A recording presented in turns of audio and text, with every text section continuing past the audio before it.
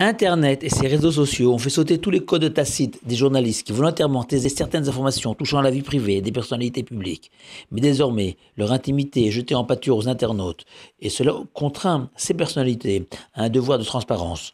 Dans notre parachat de Teruma, il est justement rappelé cette obligation d'harmoniser le paraître et l'être, l'extérieur et l'intérieur de l'homme, Toro Kevaro en hébreu. En effet, il est enseigné au sujet de l'arche sacrée, le Ron Kodesh, qui contenait les tables de la loi et qui était posée dans le Saint des Saints, que cette arche était composée de 3 boîtes gigognes, une petite boîte en or placée dans une plus grande boîte en bois, elle-même placée dans une boîte encore plus grande en or. Ainsi, l'extérieur comme l'intérieur de l'arche sacrée était en or. Et Rava en déduit qu'à l'instar de l'arche de la Torah, tout sage d'Israël, dont l'intériorité n'est pas semblable à son apparence, Toro Kevaro, n'est pas un véritable sage, ce que confirme un verset tiré de Job. Qu'adviendra-t-il de cet être méprisable qui boit l'iniquité comme l'eau, ces dernières symbolisant la Torah comme souvent?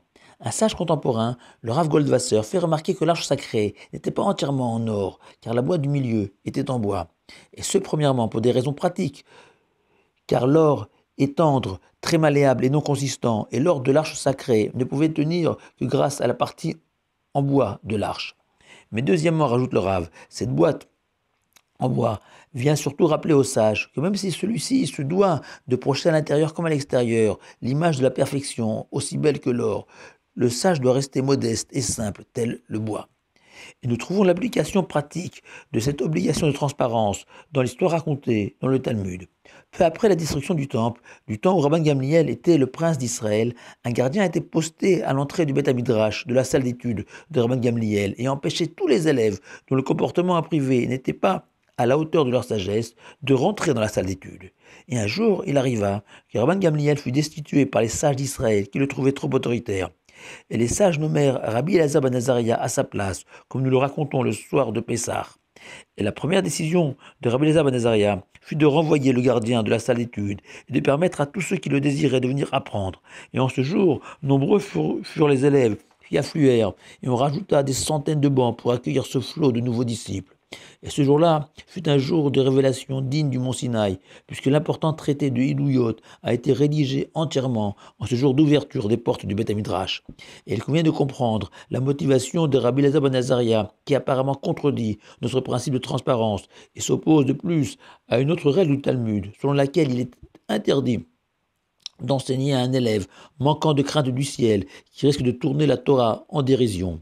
Et le Rashbetz explique qu'il est défendu de livrer la Torah à un élève connu notoirement pour son manque de sérieux, mais sinon il n'est pas nécessaire de chercher à inspecter et à détecter les failles d'un élève apparemment correct, car même si celui-ci a secrètement une autre vie indigne de la Torah, le maître peut espérer que son enseignement finira par pénétrer et convaincre le disciple de changer. Cet espoir que ne partageait pas Rabban Gamliel et qui empêchait de tels élèves de rentrer à la salle d'études.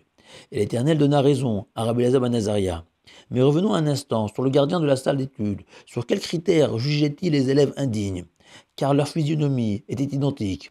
Le Rav Sperber, contemporain roumain, répond simplement que le gardien interrogeait les élèves avant de les laisser entrer sur leur conduite dans leur vie privée, ou bien que celui-ci suivait les consignes données par Rabban Gamliel, doté, lui, de l'esprit sacré, lui permettant de reconnaître un élève indigne.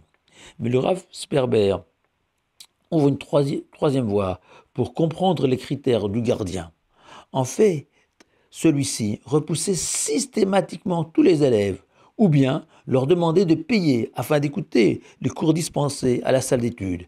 Et cela suffisait à décourager les élèves dont l'intériorité n'était pas à la hauteur de leur apparence, qui à la première difficulté venue renoncent à l'étude de la Torah, au contraire de ces élèves, pour qui leur vie c'est la Torah est leur vie, et que rien au monde ne les arrêtera sur le chemin de l'étude.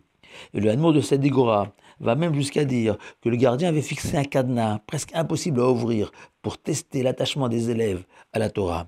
Et le Rav Schenkel apporte une preuve fantastique de la véracité de ces explications, car le Talmud précise que le jour où le gardien a été chassé, on a dû rajouter des centaines de bancs à la salle d'études. Pourquoi raisonner en termes de bancs plutôt qu'insister sur le nombre supplémentaire d'élèves? Et le Rav Schenkel a répondu car les premiers élèves, les meilleurs, étudiaient la Torah debout, uniquement, par respect pour la Torah, tandis que les nouveaux élèves, manquant de conviction, ont éprouvé le besoin de s'asseoir pour étudier, et on a dû apporter des bancs pour eux.